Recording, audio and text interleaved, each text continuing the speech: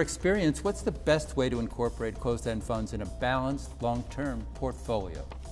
So I think the way that we look at using closed-end funds within a portfolio is that if an investor likes a particular asset class and has or wants to have exposure to that asset class, they should definitely consider using a percentage of that exposure in a closed-end fund vehicle. Not obviously suggesting a portfolio of all closed-end funds, but to the extent that they want exposure in, for example, municipals or some other asset class, why not consider a portion of that in a closed-end fund?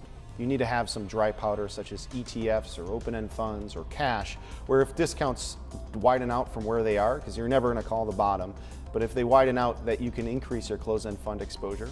And as the discounts narrow, you're able to sell closed-end funds and go to non-closed-end fund exposure. Otherwise, you're going to have a lot of volatility if you have 100% invested in closed-end funds. The most important piece of the puzzle is understanding which assets you want in your portfolio, which closed-end funds invest in those assets, and then making your selection from that group.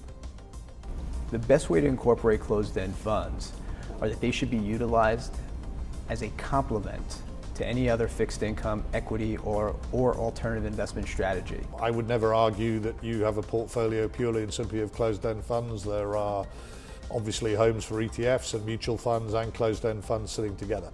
Where closed-end funds come into their own is in providing access perhaps to some of the less liquid parts of the market. In a market that's starved of yield, the closed-end fund space can be a very attractive place to get yield in a portfolio.